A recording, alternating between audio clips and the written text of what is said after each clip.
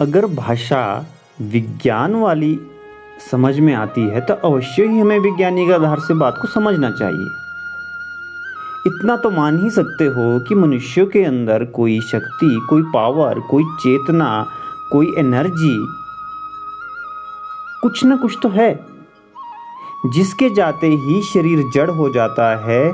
उसे जलाना पड़ता है, दफनाना पड़ता है, फेंकना पड़ता है, वो गल जाता है, सड़ जाता है, शरीर एकदम जड़ हो जाता है। जैसे ही वो एनर्जी, वो पावर, वो शक्ति, वो चेतना शरीर से निकल जाती है।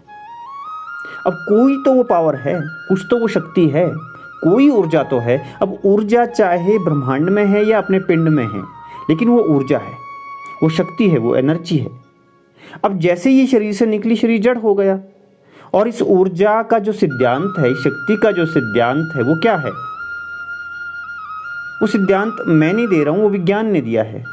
और विज्ञान ने क्या दिया है कि क्रिएशन और destruction of energy is not possible. यानी ऊर्जा को ना आप बना सकते हैं और ना ही उसे समाप्त कर सकते हैं। ये ऊर्जा का सिद्धांत है और वैज्ञानिक सिद्धांत है और बड़ा ट्रू है, सच है। अब ये ऊर्जा, ये पावर, ये एनर्जी, ये चेतना जो शरीर के अंदर है और शरीर से चली जाती है तो कहीं तो जाती होगी, क्योंकि विज्ञान कह रहा है इसे समाप्त किया ही नहीं जा सकता, ये रूपांतरित हो सकती है। यही तो श्री कृष्ण भगवत गीता में कह रहे हैं, आत्मा न पैदा होती है न मरती है, इसे ना जलाया जा सकता है, इसे ना मिटाया जा सकता है। तो कृष्ण जब गीता में ये बात कह रहे थे, आज से 5000 वर्ष से भी अधिक का समय हो गया है, और जब कृष्ण इस बात को कह रहे थे तो इस बात के बड़े वैज्ञानिक आधार थे। लेकिन हमको भाषा विज्ञान की ज़्यादा समझ आती है, तो कोई बात नहीं, उस माध्यम से समझे।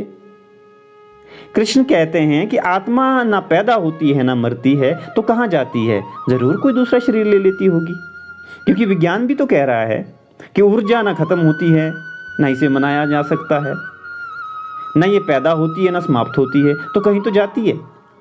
तो आपके शरीर की जो ऊर्जा है, आपके शरीर की जो पावर है, जो एनर्जी है, चेतना है, ये कहाँ जाती है? विज्ञान को आधार मान लो तो कहीं तो जाती है, रूपांतरित होती है, चेंज होती है, इसका परिवर्तन होता है। वही कृष्ण कह रहे हैं। और जब कृष्ण कहते हैं तो पूर्णतः वैज्ञानिक बात कहते हैं कि ये आत्मा अवश्य ही अपना चोला बदलती है, दूसरे शरीर में चली जाती है। ये शक्ति का सिद्धांत है, पावर का सिद्धांत है, चेतना का सिद्धांत है, एनर्जी का सिद्धांत है, ऊर्जा का सिद्धांत है। वो ऊर्जा शरीर से गई कि ये शरीर समाप्त, शरीर समाप्त होता है, वो ऊर्जा समाप्त नहीं होती और ना ही उसे समाप्त किया जा सकता है। आधार वैज्ञानिक हो या आध्यात्मिक हो, बात समझ आनी चाहिए। और कृष्ण का कोई सिद्धांत अवैज्ञानिक है ही नहीं, अगर हम इसको ठीक से समझें। शेष तो हम पर है कि भाषा जो हमें सरल लगती है उस भाषा में हमें समझ जाना चाहिए।